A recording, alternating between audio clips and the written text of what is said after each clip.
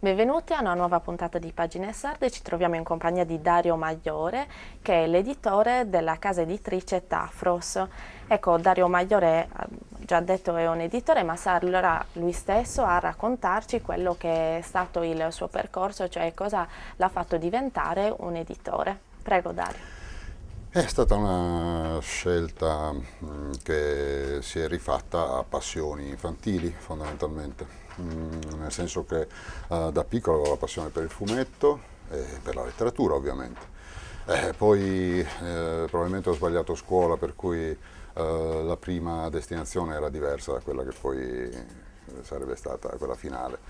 Ho avuto un percorso, ho lavorato per qualche anno alle dipendenze del Ministero della Difesa alla Maddalena, come civile naturalmente, ci tengo a precisarlo, ma nonostante avessi la garanzia di uno stipendio più che garantito, a un certo punto ho deciso che dopo appena un anno e mezzo, ho deciso che non era più il caso di continuare a fare il parassita.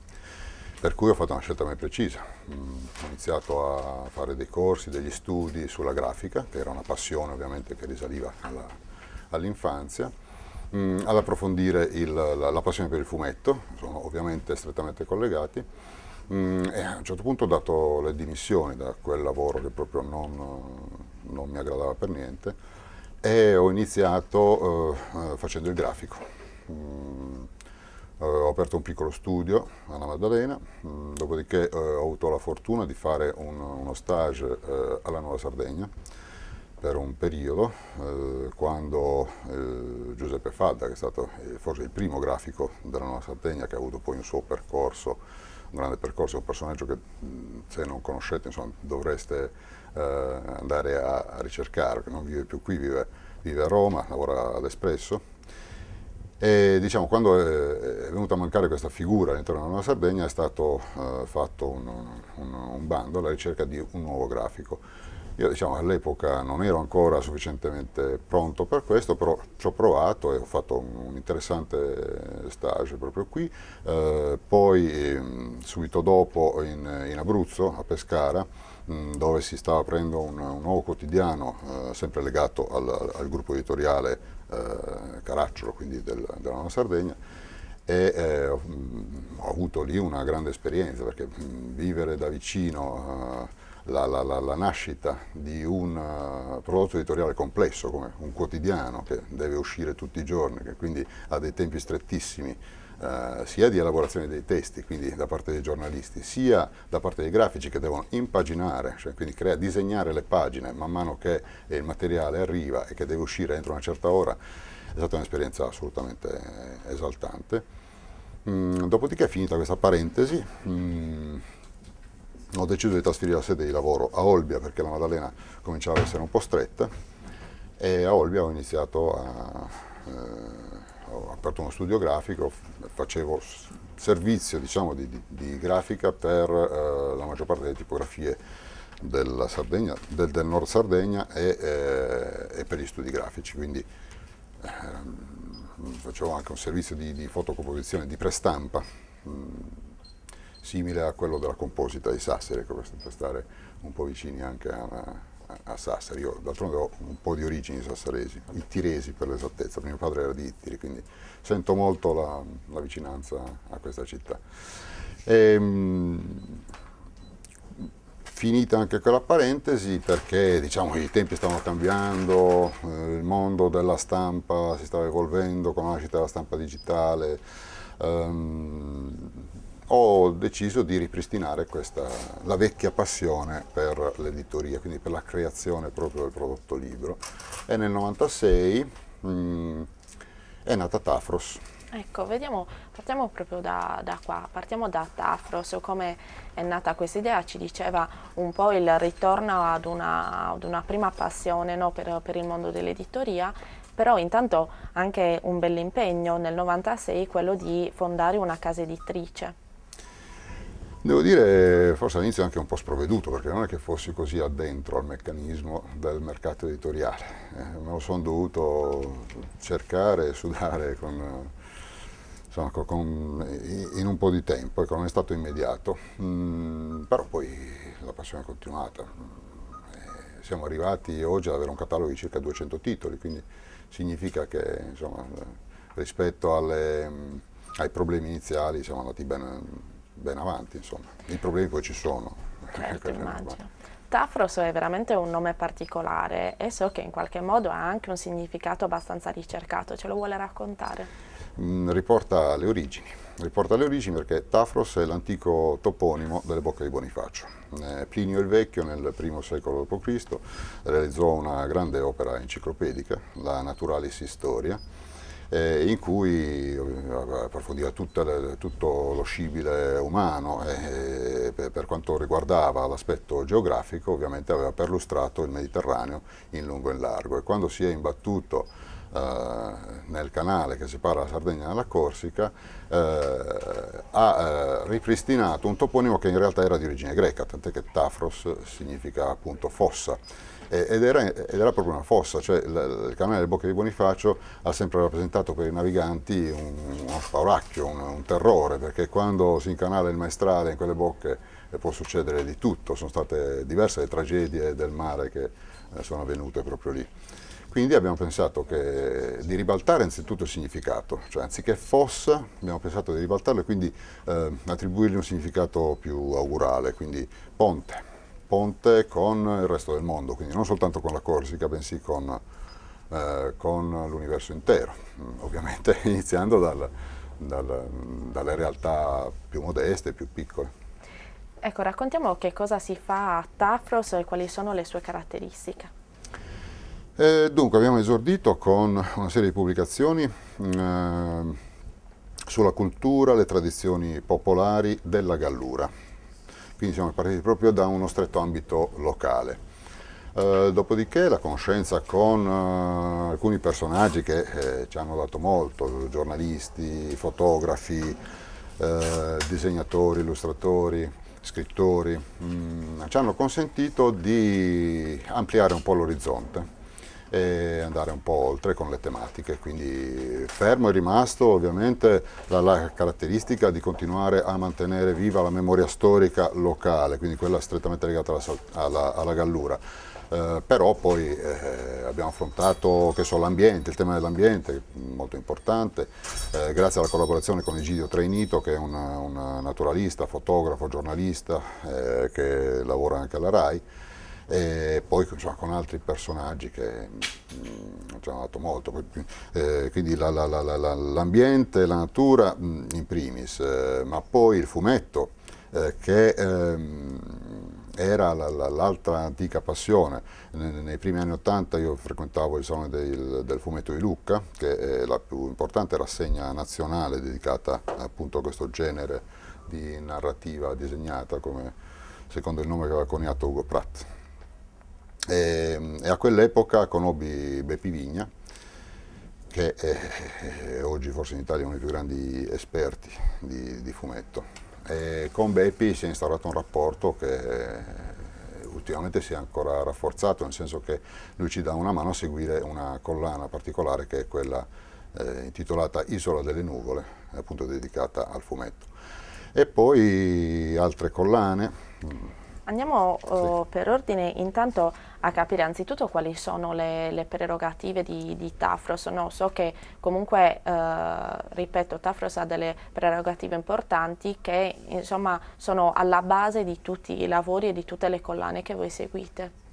Faccio riferimento per esempio all'uso sempre nei vostri lavori dell'immagine, non solo per dare immediatezza, ma anche per essere un mezzo più veloce per divulgare, giusto? Assolutamente, l'immagine si integra perfettamente con il testo e agevola la comunicazione, questo è indispensabile nell'informazione quotidiana, è indispensabile anche nello strumento libro, per cui diciamo che la conoscenza con fotografi, con illustratori ci ha consentito di privilegiare questo aspetto dedicando proprio un grande spazio all'immagine artistica. Sono fotografia. disegnatori sempre diversi che collaborano con voi oppure utilizzate sempre per esempio una stessa tecnica di disegno? No, no, Andrea Mugiri è naturalmente inserito nell'organico della casa editrice, per cui ha già fatto alcuni lavori con noi e sta già preparando degli altri lavori. Però molti altri libri che abbiamo realizzato li abbiamo realizzati in collaborazione con illustratori che hanno avuto altri percorsi, alcuni anche esordienti. Dicevamo che Tafros ha delle prerogative importanti, abbiamo detto l'uso dell'immagine, ma mi sembra di capire che l'uso dell'immagine non serva solo all'immediatezza, come dicevamo, ma anche a diffondere dei valori che, come altre prerogative, stanno alla base del lavoro di Tafros. Quali sono questi valori, intanto da diffondere, ma anche da salvaguardare? Sì, assolutamente.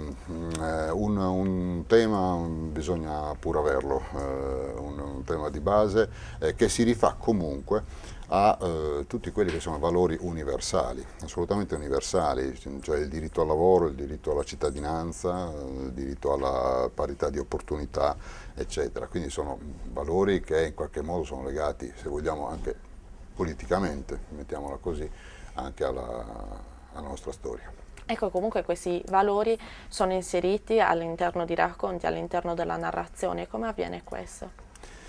Beh, in qualche modo è quasi una selezione automatica, cioè chi fa riferimento a noi come casa editrice ha già insiti quei valori, ce li ha già nel proprio DNA, per cui diventa naturale dare priorità a queste persone. Ecco, tra i valori da preservare c'è naturalmente la memoria storica, non solo come ricordo, ma proprio come esperienza. Sì, inizialmente quando trattavamo con più attenzione gli argomenti legati alla cultura popolare e alle tradizioni galluresi, abbiamo avviato una collana che si prefiggeva di raccogliere immagini legate alla cosiddetta civiltà degli Stazi di Gallura. Per cui si andava dalle famiglie, si saccheggiava, per modo di dire, nel senso con il massimo rispetto, gli album fotografici di famiglia. Abbiamo pubblicato diversi libri con un grosso apparato iconografico di quel tipo e diciamo, l'idea era un po' quella di emulare, ovviamente, quel progetto che lanciò Steven Spielberg molti anni fa durante la lavorazione del film Schindler List. Lui creò un grosso database in cui venivano raccolte le testimonianze, video e immagini fotografiche delle vittime dell'Olocausto. Quindi insomma anche dietro l'obiettivo di tramandare questi ricordi storici c'è anche una grande ricerca, mi sembra di capire. Beh, certo, la divulgazione deve partire comunque dall'appropriarsi in qualche modo dei materiali e dei contenuti che poi devono essere tramandati, ovviamente. Vediamo ora le principali collane che sono curate da Tafros. Ci sono i libri blu, ci sono i libri verdi, i libri rossi, insomma sono diverse collane. In particolare partiamo dai libri blu, che sono legati a cosa? Legati al mare. La collaborazione, come dicevo, con Egidio Trainito, che è un grande fotografo subacqueo, ma anche un grande giornalista, ci ha consentito di pubblicare alcuni libri dedicati interamente al mare. Ne cito uno in particolare che è Relitti di Sardegna. Trainito ha fatto una ricerca interessante facendo un censimento dei circa 40 relitti degli ultimi 100 anni che sono tutti intorno al perimetro regionale, per cui che vanno da Cagliari a Capocomino, all'Isola della Maddalena e così via. Li ha censiti, ha ricostruito le storie legate agli eventi drammatici e tragici che ne hanno determinato l'affondamento e li ha fotografati. Oggi sono depositati in fondo al mare, non sono accessibili a tutti, lui li ha fotografati e attraverso questo libro è stato possibile divulgare appunto anche in questo caso una parte di memoria storica. I libri verdi?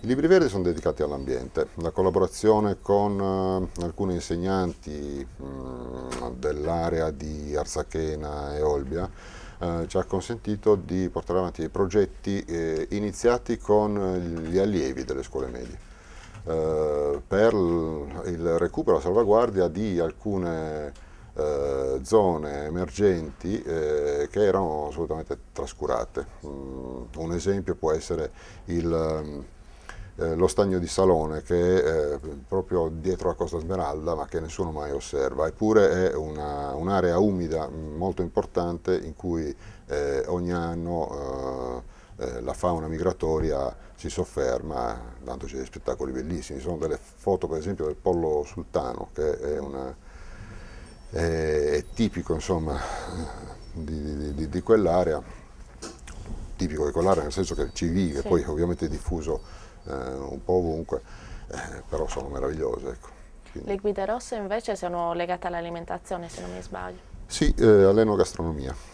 L'enogastronomia, lì è stata un po' una scommessa, nel senso che un carissimo amico che si occupava di tutt'altra cosa, io lo conoscevo per essere un divulgatore, appunto, un esperto di informatica e altre cose, e un giorno è venuto e mi ha detto: perché non facciamo un libro sul pesce mediterraneo? Mi ha detto: ma scusa, ma tu che c'entri con il pesce mediterraneo?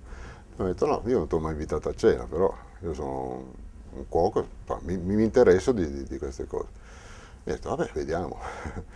Mi ha portato una serie di fotografie, di immagini, di materiali relativi alla specificità del pesce mediterraneo, che insomma ne è nato una guida, ovviamente, non è un libro vero e proprio. Ecco, bisogna dire che i colori attribuiti alle collane sono sdoppiati, nel senso che le collane sono suddivise in libri blu, verdi, rossi e ocra, che è l'ultima collana aggiunta, ma ci sono anche le guide, cioè, i libri sono più impegnativi, contengono ovviamente materiale più consistente, le guide sono più divulgative e sono destinate anche a un pubblico turistico. E il colore ocra è affidato a dei libri o a delle guide? Il primo è stato un libro, Gallura orientale, dell'archeologa Paola Mancini, che ha fatto un censimento su tutti i siti della preistoria e della protostoria gallurese. Un censimento puntualissimo, un lavoro eccellente, che è stato poi premiato perché la soprintendenza alle belle arti, ai beni archeologici di Sassari e Nuoro ha voluto in qualche modo patrocinare anche l'opera. Abbiamo già parlato dell'Isola delle Nuvole, quindi della vostra collaborazione con Beppi Vigna e quindi della narrazione attraverso il fumetto, però in realtà c'è un'altra collana che si occupa della narrazione e ha un nome sardo che fa capire bene questo, ed è Narana. Sì, Narana, io nonostante le origini tiresi, io con il logudorese sempre, lo capisco perfettamente, ma essendo nato e vissuto alla Maddalena, in cui peraltro c'è una forma diversa di gallurese, e già il gallurese di per sé è una lingua che si distacca dal resto del sardo, quindi Narana io in effetti l'ho interpretato inizialmente come narrano. Poi mi è stato detto che più precisamente significa dicono, cioè significa dire. Ma va bene lo stesso, per me è andato bene lo stesso, nel senso che dicono e narrano, in fondo è la stessa cosa. Ci sono stati degli autori che abbiamo privilegiato, che hanno fatto opere ovviamente attuali, magari basate su racconti anche storici. Poi si sono aggiunti alcuni titoli che sono legati ai viaggiatori dell'Ottocento. ovviamente altri colleghi editori hanno pubblicato quasi tutto quello che era possibile pubblicare relativo ai viaggiatori di fine 800 e primi del Novecento, però c'erano alcune aree scoperte, per cui abbiamo per esempio trovato, grazie a Christine Tilley e Maria Manca, che sono due insegnanti di Alghero, abbiamo trovato il diario della figlia tredicenne di Benjamin Piercy, che fu l'ingegnere incaricato di costruire le strade ferrate in Sardegna. Bene, questa ragazza tredicenne in questo diario ha raccolto le sue impressioni di viaggio dall'Inghilterra alla Sardegna, per cui fa una descrizione dei paesaggi sardi, delle persone che ha incontrato nel suo viaggio e nella sua permanenza in Sardegna, che sono molto interessanti, data l'età della ragazza, che aveva ovviamente una cultura anche nettamente superiore rispetto a quello che era lo standard locale, perché c'era un tasso di alfabetizzazione minimo in Sardegna. Quindi insomma quello è stato uno dei primi, poi ne sono seguiti altri. È veramente interessante la collana Narana. Intanto altri progetti per il futuro, nasceranno ancora nuove collane? Si dice sempre che una casa editrice che ha troppe collane probabilmente poi finisce per mettere troppa carne al fuoco. Al momento ne abbiamo 8 che sono già ben definite. Preferiamo piuttosto incentivarne alcune piuttosto che crearne di nuove. Tipo quali volete incentivare in questo momento? In particolare le collane dedicate all'infanzia, quindi Tafros Junior e Tafros Junior Plus, che è una sottocollana dedicata a una fascia di età più alta. E all'interno di queste collane per bambini e per ragazzi qual è l'obiettivo? È sempre quello comunque di divulgare, quello di innanzitutto recuperare quei frammenti della storia sarda di qualsiasi epoca, quindi non ci fermiamo al periodo nuragico o al Medioevo, assolutamente. Abbiamo pubblicato anche un libricino su Garibaldi, per esempio, no? Quindi possiamo spaziare tranquillamente in tutti i periodi storici. Quindi trovare delle microstorie che abbiano un continuo riferimento alla storia più grande significa puntare a interessare per esempio i giovani a interessarsi effettivamente alla storia più grande, perché quando la storia più grande viene imposta nelle scuole, soprattutto nelle scuole inferiori, diciamo, come una cosa pesante, probabilmente non appassiona. Invece con l'ausilio delle immagini, delle illustrazioni e di un infarcimento di fantasia, probabilmente lo scopo della divulgazione è più mirato. Ecco, a proposito di questi nuovi obiettivi, di questi obiettivi principali, Pagine Sarde si è spesso posta il problema di quali siano le difficoltà da affrontare nel mondo dell'editoria in questo momento e nel mondo dell'editoria in particolare in Sardegna. Lei è un editore, quindi ci può ben raccontare qual è l'aspetto principale della crisi che sta subendo anche questo settore? La crisi è determinata dal fatto che purtroppo il libro sempre più viene considerato un prodotto non indispensabile. Per quanto si abbia voglia di dire che il libro è cibo per la mente, in realtà le priorità in questo momento sono rappresentate dal cibo vero e proprio, dal cibo che riempie lo stomaco. Anche se devo dire è paradossale che le tecnologie, voglio dire, i cellulari, i computer, eccetera, continuano ad avere un mercato in continua espansione. Non riesco a spiegarmi questo, però il libro purtroppo l'editoria in genere ha subito una flessione, nonostante alcuni settori dell'editoria continuino ad avere diciamo, un buon... Quali sono questi settori? Sicuramente l'editoria per l'infanzia. L'editoria per l'infanzia, l'enogastronomia, sono quei settori che ancora tengono abbastanza bene. Che rimangono forti all'interno di questa crisi, ma come si può affrontare questo processo? Purtroppo abbiamo subito varie vessazioni, nel senso che non ultima l'agevolazione che avevamo, che era un'agevolazione relativa, ma che ci consentiva per esempio di spedire i libri a un costo molto contenuto. C'era una convenzione con le poste italiane che è una legge del governo ha assolutamente abolito, per cui oggi non abbiamo più questo privilegio e per spedire un libro noi dobbiamo fare un pacco normale, quindi con i costi normali. E quindi si avverte ancora di più l'insularità in questo modo anche per voi. A maggior ragione, sì, sì, penalizza, sicuramente penalizza. Beh, però intanto mi sembra di capire che in generale Tafros, pur con gli impedimenti e con le difficoltà che si avvertono in questo momento, continua in qualche modo ad essere forte e probabilmente anche delle capacità che sono state messe a disposizione di questa casa editrice. Grazie per il complimento, ci auguriamo di poter tenere il passo, perché le difficoltà ovviamente ce le abbiamo tutte. Dobbiamo sicuramente rilanciarci, cercare di slegarci anche un po' da questa sarditudine e provare ad affrontare un po', dovremmo avere il coraggio, un po' tutti, io lo dico anche a nome degli altri colleghi editori, cercare di affrontare i mercati, gli altri mercati, anche i mercati più lontani, la Cina, il Giappone, chi ce lo impedisce? Ce lo impedisce probabilmente una mancanza di imprenditorialità che è insita proprio nel sarto. Purtroppo siamo penalizzati da questo, noi dovremmo fare più scuola di impresa. Anche Che perché dici abbiamo veramente. delle menti importanti, no? Beh, sì, assolutamente, insomma, ci sono stati anche dei precursori, dei pionieri che hanno avuto successo internazionale, bisognerebbe fare riferimento a loro.